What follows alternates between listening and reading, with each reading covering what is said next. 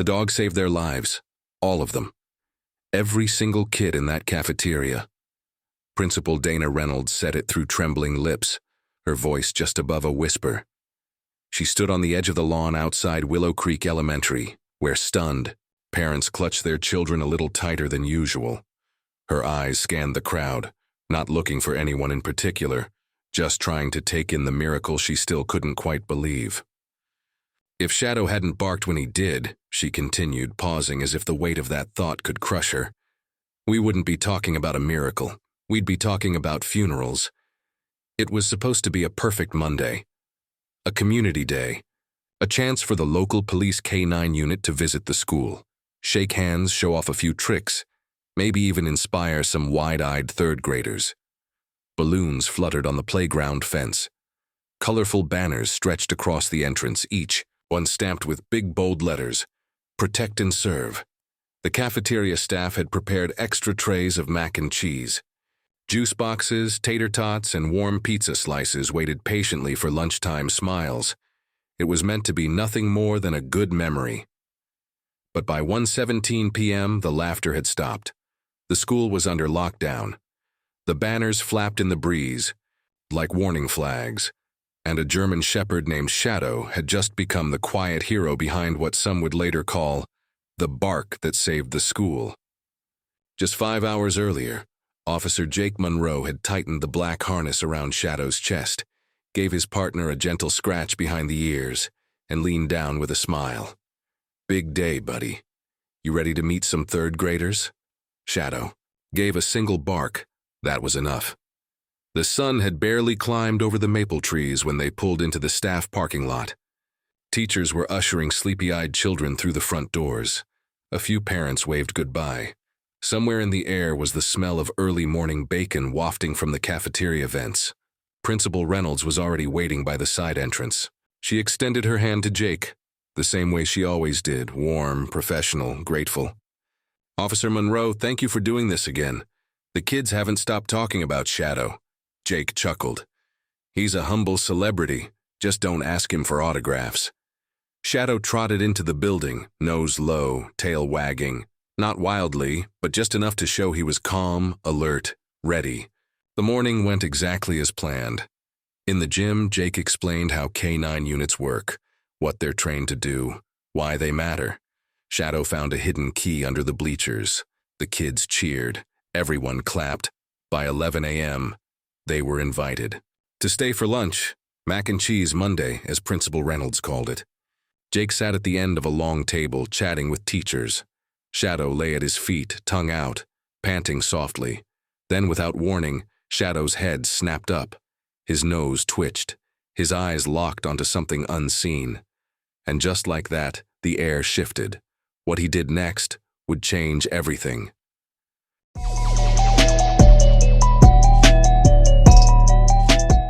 Shadow's ears twitched first. Then his body stiffened. It was subtle, barely a flicker of change. But Jake Monroe knew his partner better than anyone. The German shepherd had been lying comfortably beneath the lunch table just seconds earlier, relaxed, breathing steadily. But now something had shifted. The dog's eyes sharpened, his chest lifted. He sniffed the air once, twice.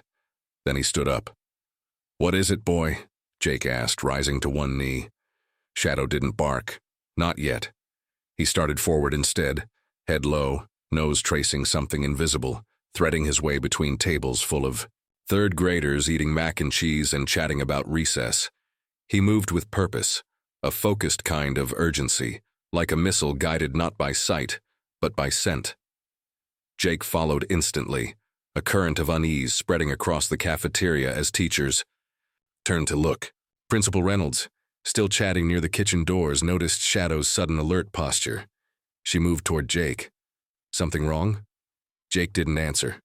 His attention was locked on his partner. Shadow stopped abruptly near the serving counter. Trays of food were still being set out by the kitchen staff. He lowered his head, growled. A sound so low and guttural it cut through the room like a wire. It wasn't angry, it wasn't showy. It was warning. Every child in the surrounding tables froze. Then, just as Jake reached his side, Shadow barked. Sharp. Explosive. commanding. It was aimed directly at a tray of mac and cheese that had just been placed on the counter for distribution. Jake didn't hesitate. He grabbed Shadow's leash, raised his hand high, and addressed the cafeteria. "Everyone stay calm. Teachers, please move the kids to the far end of the room." Principal Reynolds was beside him in an instant. "Officer Monroe, what's going on?" Jake shook his head. "I don't know yet, but he's trying to tell us something's wrong." Shadow barked again, louder this time. Then he pawed at the leg of the counter, eyes locked on the tray like a soldier guarding a live grenade. The kitchen staff, 2 older lunch ladies and a teenage boy, stood frozen in place. One of them, a woman in her late 50s with short gray hair and trembling hands, dropped the serving spoon she was holding. "Mrs. Hines," Principal Reynolds asked gently. "Loretta, is everything all right?" The older woman looked pale. Her voice cracked. I didn't. He was just supposed to stir the cheese. I swear I didn't know." Jake stepped forward. "Ma'am, I need to know who handled that tray, exactly." Loretta blinked, eyes filled with panic. "My nephew, Tyler. He's been helping out here. I didn't think. He's had a tough time. But he always wore gloves, followed the rules. Jake didn't wait. He crouched beside Shadow and examined the tray carefully. Shadow's entire stance had changed. He wasn't just alerting. He was guarding it, body angled defensively, a low growl still vibrating in his chest. The dog stood protectively between the tray and anyone who might reach for it. "No one touches anything else," Jake commanded, turning to the kitchen crew. "Clear the kitchen. Now." While the lunchroom staff stepped away in stunned silence, Jake pulled out his radio. "Dispatch, this is Officer Monroe. I need a hazmat and food safety team at Willow Creek Elementary. Possible food tampering. 1 K9 alert on a serving tray. No injuries reported at this time. Over." 30 minutes later, the entire cafeteria had been sealed off. Students were safely back in their classrooms. Some parents were already arriving, alerted by cautious administrative calls. The Department of Health was en route, and Shadow remained on alert near the tray, eyes never leaving it. In the gymnasium, Jake sat on the bleachers with Shadow lying. At his feet, the dog's demeanor had shifted, calmer now but still focused. Principal Reynolds paced behind them, arms crossed tightly over her chest. "I just don't get it," she murmured. How could he know? There was no smell.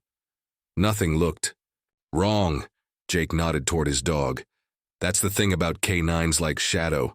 They don't just smell chemicals, they pick up on subtle changes, emotions, intent. Sometimes it's not about what's in the food. It's about how it got there." She looked at him. "Intent?" Jake nodded slowly. "You ever hear someone say dogs can sense fear or when someone's angry?" Dana's brow furrowed. "Yes, but they can also smell chemicals tied to stress. Changes in sweat, posture, even heartbeat. But there's more to it than science. Dogs like Shadow, they just know. If something was made with malice or even careless hands, he picks up on it." They waited.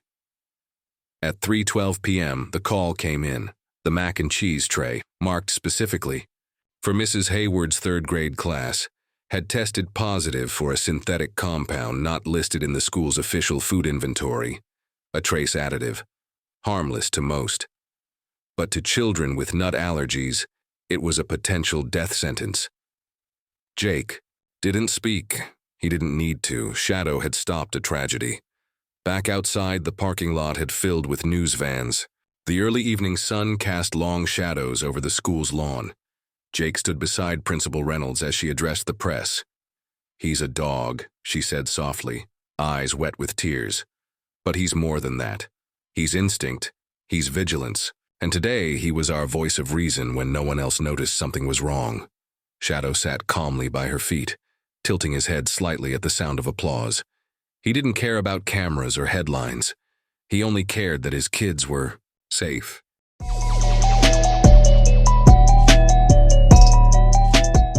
The cafeteria had gone quiet. The hallways, too. Somewhere behind closed doors, children whispered about the lunch tray thing, not understanding how close they'd come to something they'd only ever read about in storybooks or seen in TV shows. But Officer Jake Monroe wasn't thinking about hypotheticals anymore. He was thinking about the teenager who had touched that tray, the one Shadow had somehow known to fear, Tyler Hines. Back in the front office, Jake stood beside the water cooler with a cup of lukewarm coffee in his hand. Shadow lay at his feet, ears perked just enough to signal alertness even in rest. Across from them sat Loretta Hines, cafeteria worker, longtime cook, and the woman whose face carried the weight of something heavier than confusion. Her hands were clasped tightly together, trembling like dry leaves in the wind. Her voice was barely above a whisper. I should have said something. Jake's tone was even gentle. Said something about what? Loretta looked up slowly. Her eyes were red, tired. About my nephew. About how he's been changing. Jake didn't move closer. He didn't push. He just waited. His name's Tyler Hines, 19. He dropped out of community college last fall. After his dad disappeared again, he started bouncing between relatives. He's been with me for about 6 months now. I got him the cafeteria job through a temp agency. Figured maybe it'd give him some structure, purpose, something good. Her voice cracked. He seemed okay, quiet, respectful. Always wore his gloves, never gave me any trouble. But, Jake asked softly. Loretta exhaled slowly. Then I started noticing little things. Ingredients going missing. Fridge door left open. I found him once just staring out the kitchen window at the kids on the playground, like he wasn't even there.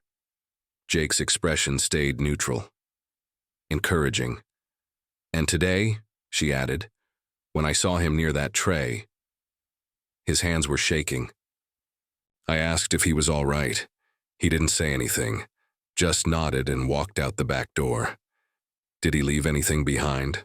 No, just that look, like he knew what he'd done, or maybe what was about to happen. Jake stood, his decision already made.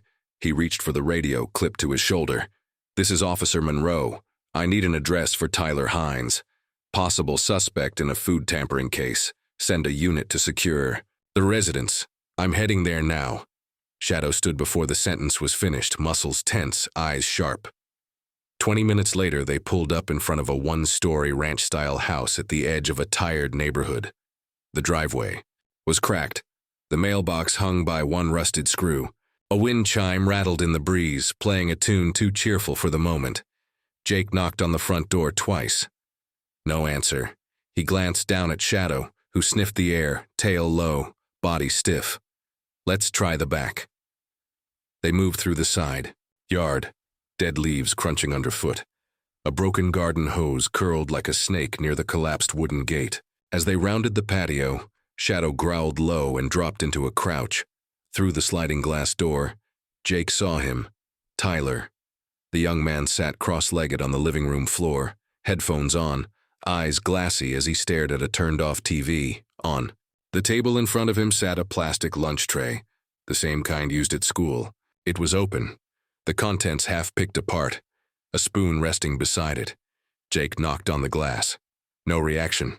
Police, he called, loud enough to be heard through the pane. Still nothing. Jake tested the door. Unlocked. He stepped inside slowly, one hand resting on his holstered sidearm, the other gently pulling Shadow's leash. Tyler, he said, steady but not unkind. We need to talk. Tyler looked up, startled. His face was pale, skin blotched with fatigue. His hands trembled in his lap. I didn't mean to hurt anyone, he said. Jake didn't respond. He let the silence stretch, giving the boy room to speak or fold. Tyler's voice wavered. I just wanted them to know what it feels like to be ignored, to be laughed at. Those kids, they don't care who's behind the counter. They make fun of you, throw food, call names when they think no one hears. He gestured weakly at the tray. It was just a little powder, something I bought online. Not even dangerous unless someone's allergic. Jake's voice was flat. There are kids at that school with peanut allergies, egg allergies. Even small exposure can send them into shock. You knew that. Tyler looked down. I didn't think it would go that far. But it could have. Jake replied. And the only reason it didn't is because a dog smelled what you were trying to hide. Tyler's eyes met Shadow's for a moment. Guilt, flickering across his expression like a shadow caught in headlights. I'm sorry, Jake nodded. You don't need to tell me. You'll need to tell their parents. That evening, Tyler Hines was taken into custody without resistance. The charge, reckless endangerment. Whether it would escalate to more serious charges depended on the final lab reports and school district's internal review. But for now, Jake could breathe. The threat was over, and yet as he filled out paperwork at the precinct later that night, he couldn't shake the feeling that this case had never really been about poison. It had been about pain, about being unseen, and a dog who somehow saw it all first.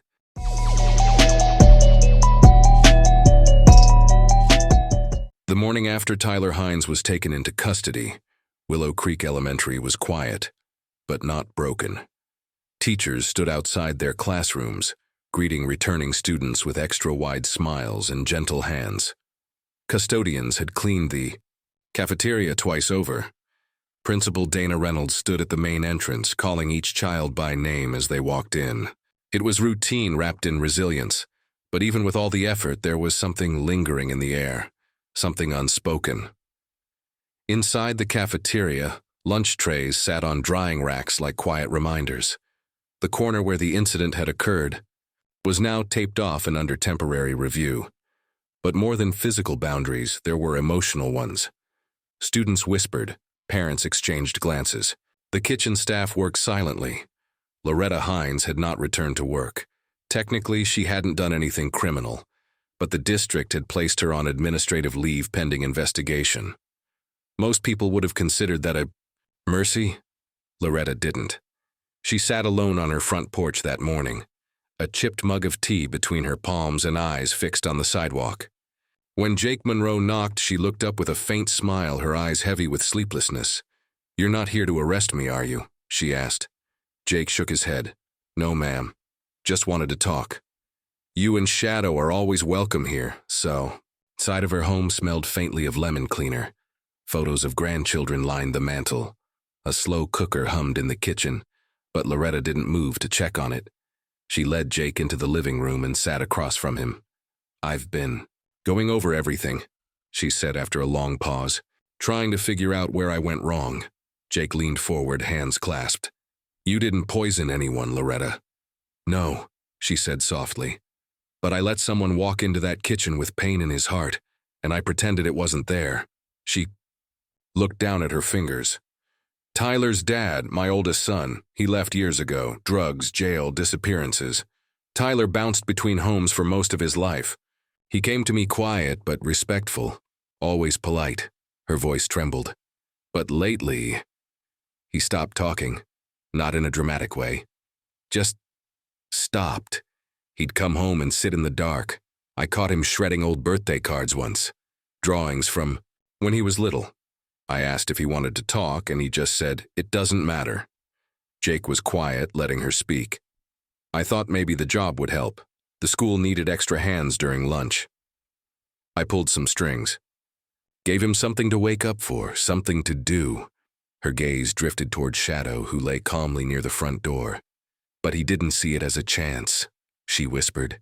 "He saw it as a cage, another place where he didn't belong, where people smiled but didn't see him. He told me once, people treat you better when they know your name." "I wear a hairnet," he said. "I don't even get a name tag." Jake exhaled. "He told me he didn't mean to hurt anyone. But hurt doesn't stay. Put, does it?" she asked. "It spreads like smoke under a door, like a mistake that touches people you never meant to touch." Jake nodded. "That's why you spoke up. That mattered." Loretta swallowed. Then her voice grew soft again. "I wanted to ask you something. Not as a witness, not as a cook, just as a grandma." Jake met her eyes. "Of course. Do you think he's evil?" Jake blinked. "No, I think he's broken. And broken people don't need punishment first. They need someone who's not afraid to sit beside the mess and stay anyway." A single tear slipped down her cheek. She nodded, more grateful than she could say, Just don't let him be forgotten. That's all I ask, Jake promised. Back at the station, he sat at his desk and began typing his final report. It was direct, factual. But he made sure Shadow's role was documented thoroughly. How the K-9 unit had alerted to the danger, remained in a protective stance, and ultimately prevented a tragedy.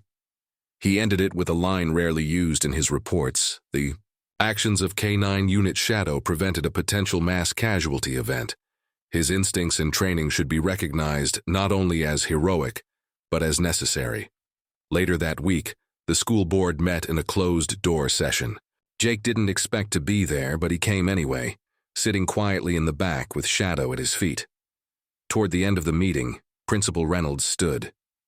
There's been a lot of talk about liability, about protocols and background checks, she said, her voice strong. And yes, those things matter. But what matters more is this. A child didn't end up in the hospital because a dog followed his instincts. And a woman who's fed this community's children for over 20 years had the courage to speak up when it mattered. She paused, eyes sweeping the room. Loretta Hines made a mistake, but she didn't ignore it. She came forward, she stood in the mess. I recommend she be given the option to retire with full honors. The room was quiet for a moment. Then, murmurs of agreement began to rise. Jake let out a slow breath. Shadow huffed softly beside him, as if sensing the shift. A week later, Willow Creek held a modest ceremony in the school courtyard. Loretta, dressed in her Sunday best, stood beside Principal Reynolds as she accepted a plaque. It was simple, but heartfelt. Her name engraved beneath the words, "A Legacy of Service." Jake stood a few feet away, Shadow sitting proudly by his side, wearing his polished vest and a brand-new silver tag that read, Shadow, Guardian of Willow Creek. Children lined up to thank him. One little girl, clutching an inhaler, hugged Shadow tightly and whispered, "Thank you for smelling the scary stuff." Jake read that note later that evening. He didn't cry, but it was close.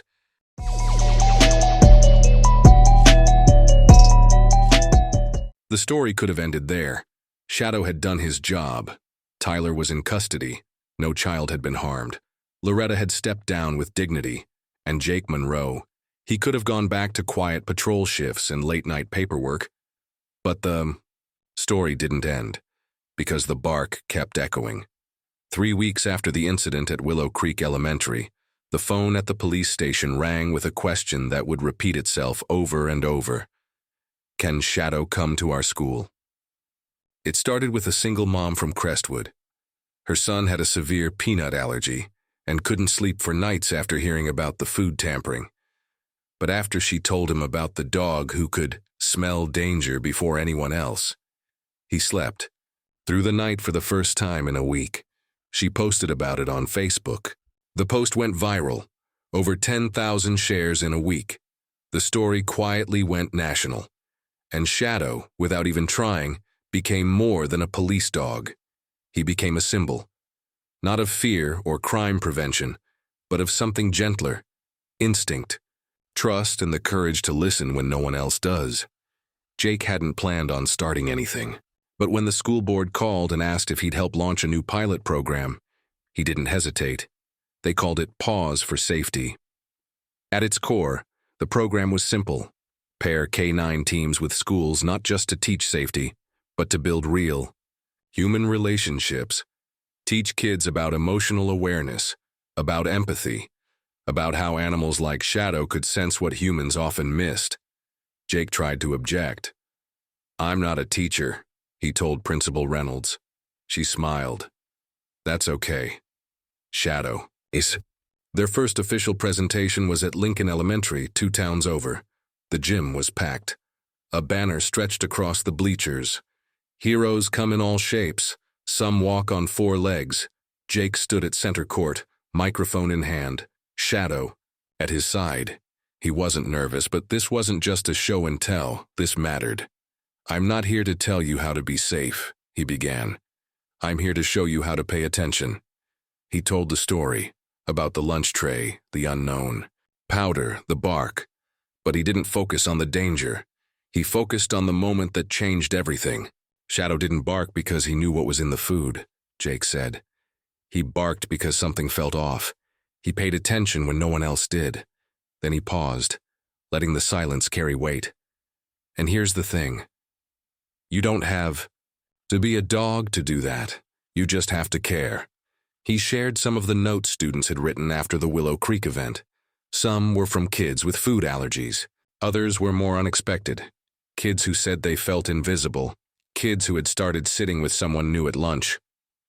One note read, "I used to sit alone. Now someone sits with me. Maybe it's because of the dog." The room was still. Then, one student clapped, then another. Then the room erupted. Shadow barked once, perfect timing, and the place exploded in cheers. Back in the teacher's lounge afterward, Jake sipped lukewarm coffee while Shadow lay under the sink. Principal Barnes, a younger woman with bright eyes and cropped hair, leaned across the table. "Not bad for a guy who says he's not a teacher," she said. Jake shrugged. "It's the dog. I just drive him around." "You know what I liked?" she asked. "You didn't just talk about safety. You talked about seeing people. That matters more than ever now." Jake nodded. "That's what it's always been about. Tyler Hines, he wasn't trying to be a monster. He just didn't know how to be seen." She was quiet for a beat, then nodded. "We've got a few kids like that here." Jake raised an eyebrow. "Every school does," she smiled. "So, when can we book you again?" Over the next few weeks, Paws for Safety grew faster than anyone expected. A local news station aired a segment titled, "K9 Saves Lives, Starts a Movement." Shadow was filmed running across a field in slow motion, ears perked, tail wagging. Jake hated seeing himself on camera. Shadow, predictably, didn't mind. But what surprised Jake most wasn't the attention. It was the change. Teachers began noticing the quiet kids were raising their hands more. Lunchroom workers were greeted with good mornings. Parents volunteered to help. One dad repainted the staff break room just because he said it felt like the right thing to do. It was like the entire school system had woken up. Then came the invitation. Jake least expected. The state education board was holding a conference in Albany. They wanted Jake and Shadow to speak. "I'm just a patrol officer," Jake muttered to himself as he read the email. "I don't even like public speaking." He thought about deleting it. Then he thought about Laya, the girl with the inhaler. Loretta, Eiler. Every kid who now sat beside someone new at lunch. He hit reply. "Yes, we'll be there." The day of the speech, the auditorium buzzed with suits, PowerPoint slides, and espresso machines. Jake stood behind the podium, Shadow beside him. "I'm Officer Jake Monroe. This is Shadow. And we're here because 6 months ago," he barked. He told them the story. Again, but not about the powder or the science. He told them about the silence that almost killed kids. And about the dog who listened. "You want safer schools?" Jake said. "Start by paying attention to the quietest corners. And if you're lucky, listen to the dog." Standing ovation. Shadow barked once.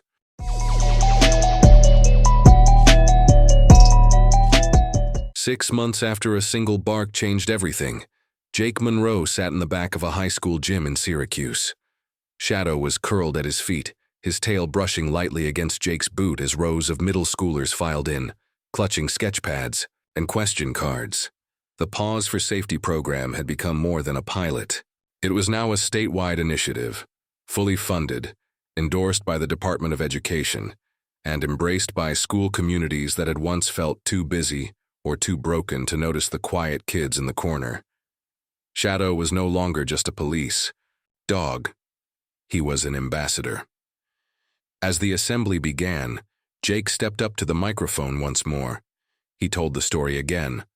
Not the headline version, the human one. The cafeteria worker's hands, the trembling teenager, the whisper that became a bark. "You know what scares me more than poison?" Jake asked the crowd. Silence. He let that land. There are kids who sit alone at lunch, teachers who go home wondering if anyone noticed the good they tried to do, parents who don't know how to ask for help. Shadow lay beside him, unmoving, listening in his own way. Shadow didn't bark because someone told him to, Jake continued. He barked because something felt wrong. And he trusted that feeling enough to speak up when no one else did. A quiet stillness swept across the gym. And that, Jake said, looking around, is what I want for you. Pay attention, trust your gut. Be the person who hears what no one else is listening for. Afterward, a little girl named Abby approached with a sketch pad and a shaky smile. On the page, she had drawn Shadow standing between two lunch tables, his nose pointed at a steaming tray, flames licking at the edges. I was one of the kids who was supposed to eat that lunch, she whispered. But I didn't because of him. Jake crouched beside her. You're here because your story's not over. You still get to write it. Abby knelt beside Shadow, arms wrapped around his furry shoulders. He's my hero, she said. That night, Jake sat on his porch, a blanket over his knees, Shadow beside him. In his hands was a letter. From Tyler Hines. I read about Shadow. They called him a guardian of empathy. If a dog can care that much, maybe I can learn to do the same. Jake folded the letter and looked out into the dark. Guess we're not just chasing bad guys anymore, huh? Shadow thumped his tail once, steady and sure, and somewhere in the hush of that moment, the world felt a little quieter, a little more awake, a little more ready to listen.